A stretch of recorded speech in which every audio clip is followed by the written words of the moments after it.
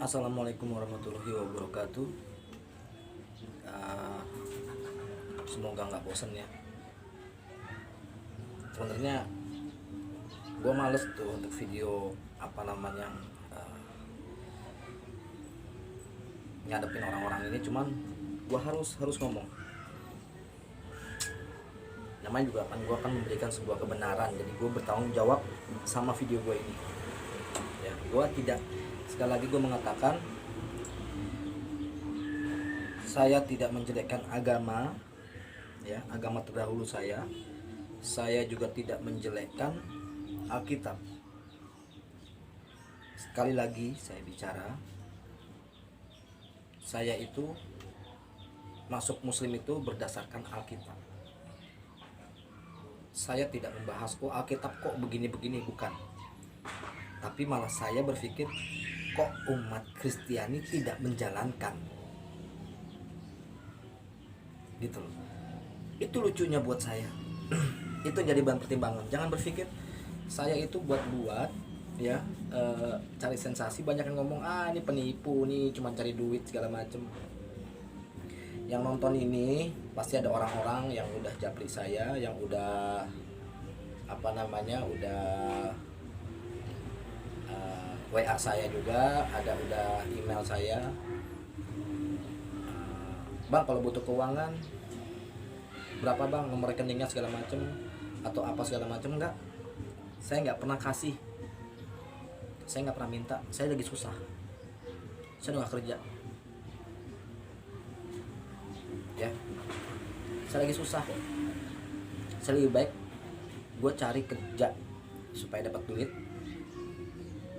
Jadi jangan, gue bukan buru minta minta susah juga ya manusia sekarang tuh. Orang yang mau coba memberikan sebuah kebenaran, kalau nggak suka jangan nonton video saya, gitu. Ini gue ngasih tauin, gue dulu kalau sekolah atau dulu gereja buka Alkitab, perjanjian baru bla bla bla bla, perjanjian baru bla bla bla bla. Jarang sekali dibuka perjanjian lama. Terkadang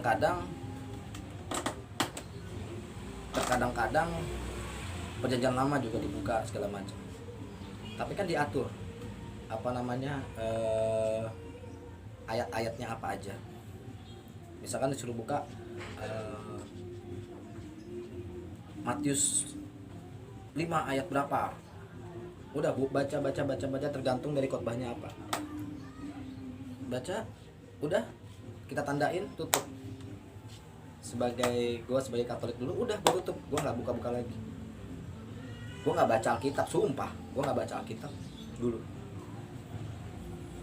Tapi pada saat gue pengen mendekatkan dengan Tuhan, pada saat gue mau mendekat, gue pengen berubah karena gue bajingan gitu ya, karena gue gak bener, sampai gue pisah sama bini gue. Akhirnya gue coba mendekati dengan Alkitab. Ini gue ulang lagi nih, karena banyak yang nggak lihat nih. Termasuk siapa namanya, Dave John ya. Gue nggak takut tantangan lu bro. Ya,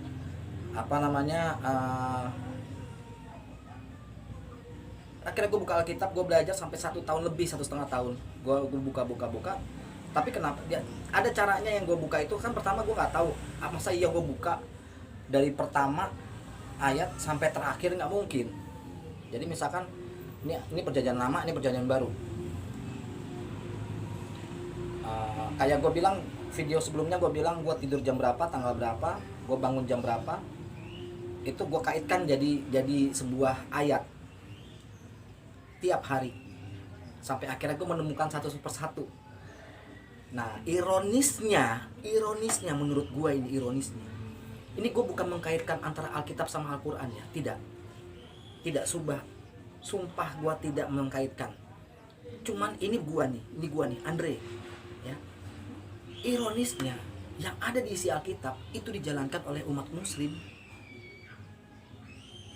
Gue kasih contoh ya, gue nggak buka buku apa-apa ya kan. Di Matius 10 ayat 9, Di situ sudah terang-terangan dilarang untuk meminum anggur, minuman keras. Ya kan? Bilang kau masuk ke dalam perkemahan. Perkemahan dulu tuh, zamannya dulu itu adalah tempat ibadah. Harusnya bisa membedakan antara kudus yang mana, yang tidak kudus yang mana. Tapi apa ya di gereja? Ada minum anggur. Itu saya nggak habis pikir awalnya. Saya nggak kepikiran. Pada saat saya baca itu di Alkitab, bukan di Al-Quran. Jadi gue bukan jelek-jelekin Alkitab, enggak. Lu salah duga kalau gue bilang jelek-jelekin Alkitab. Alkitab tuh udah bener jalannya. Tapi ironisnya, orang Muslim lah yang menjalankannya. Gue belum baca Al-Quran, gue belum. Kenapa gue masuk Islam? Karena terserah, mungkin Ustadz bilang jangan disamain Alkitab sama Al-Quran. Gue gak nyamain, enggak. Tapi apa? Kaitannya itu ada. Ya kan? Satu lagi contoh kayak di Ulangan 14 ayat 8. Ulangan 14 kalau gak salah. Ayat berapa lupa gue. Dilarang makan babi. Islam tidak melakukan itu. Tapi kita, gue fair-fairan aja. Ini semua ada di Alkitab. Ya kan? Permasalahan apa namanya? Ada yang bilang kalau Alkitab sudah tidak berlaku. Sejak kapan firman Tuhan tidak berlaku? Perjanjian baru itu pada saat tentang ceritanya mengenai Nabi Isa alaihissalam, Yesus. Itu 20 tahun setelah dia meninggal, setelah dia wafat.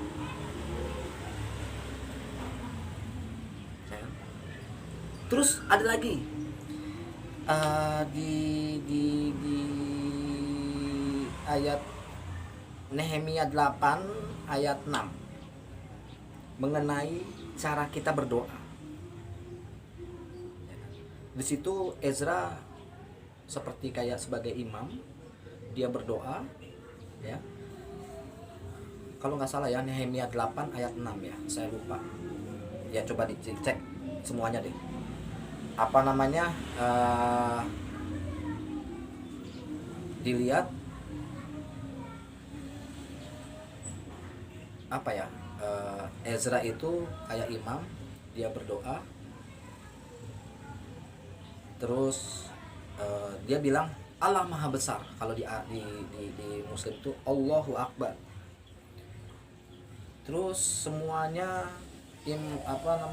mukminnya atau umatnya bilang amin. Ezra berdoa Allah Maha Besar.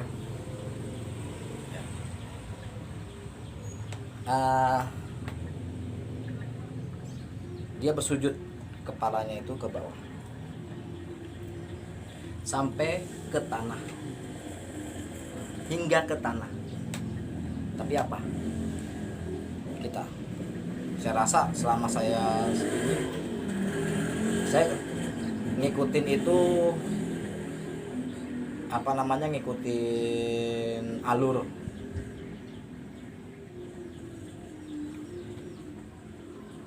Terus pada ayat 1 Korintus berapa ya? 1 Korintus 11 mengenai wanita berhijab. Itu juga dilakukan oleh Muslim. Itu udah jadi apa ya? Jadi hukumnya Muslim. Itu. Intinya dari apa namanya? Ada lagi. Di Keluaran 3 ayat 5 itu jika masuk ke tempat ibadah, tempat suci, Anda harus meninggalkan alas kaki. Di Keluaran 3 ayat 5.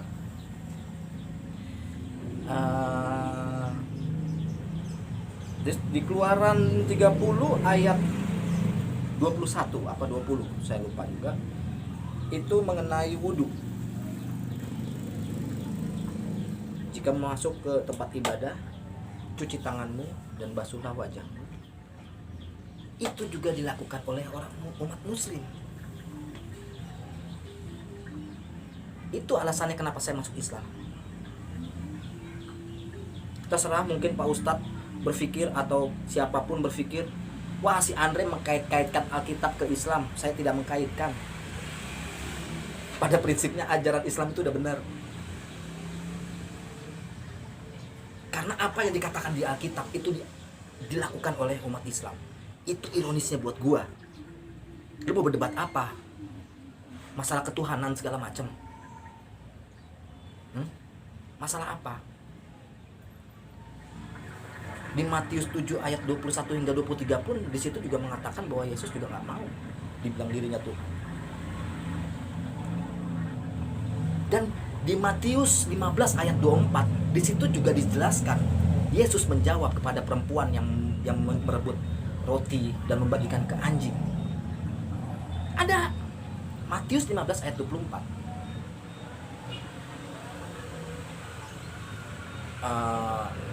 Dia mengatakan, aku diutus hanya, ingat ya, ingat kalimatnya, aku diutus kepada domba-domba yang hilang untuk kaum Israel. Jadi saya lagi mencari kalimat seluruh dunia. Tapi di situ di Matius 15 ayat 24, ini perjanjian baru loh, bahwa Yesus mengatakan, dan itu nggak hanya di Matius itu, juga di banyak, bahwa dia adalah untuk kaum keturunan Daud, terus Israel, bahwa keturunan dari kaum Israel. Pada saat itu Israel lagi bergejolak. Saya bukan menafsir, saya enggak, cuman saya mengartikan, beda ya, menafsir sama mengartikan. Karena kalau saya mengartikannya dari kalimat ini, gue paham maksudnya. Kalau menafsirkan kan dari kalimat, enggak, ini maksudnya ini begini gitu, itu menafsir. Tapi kalau saya memahami apa yang ada dikatakan di Alkitab. Hanya untuk domba-domba yang hilang, hanya kepada domba-domba yang hilang, untuk kaum Israel. Sekarang saya tanya, sampean orang Israel atau bukan? Itu aja. Jadi saya bukan ngejelekin. Masalah ketuhanan, saya bilang saya sangat menghargai dan saya sangat mencintai Yesus Kristus. Saya mencintai Yesus, saya mencintai Isa Al-Masih, Isa alaihissalam. Itu sama orangnya, jangan bilang beda. Gak ada bilang beda. Dia seorang nabi, 25 nabi termasuk Nabi Isa alaihissalam. Ya kan? Kalau seandainya lu, bukan beda. Oh iya, kalau begitu ada namanya pada saat Paskah itu ada kenaikan Isa Al-Masih. Kalau gitu ada berapa Isa?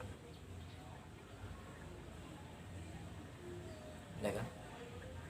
Di bahasa di situ dijelaskan masalah Tuhan Yesus.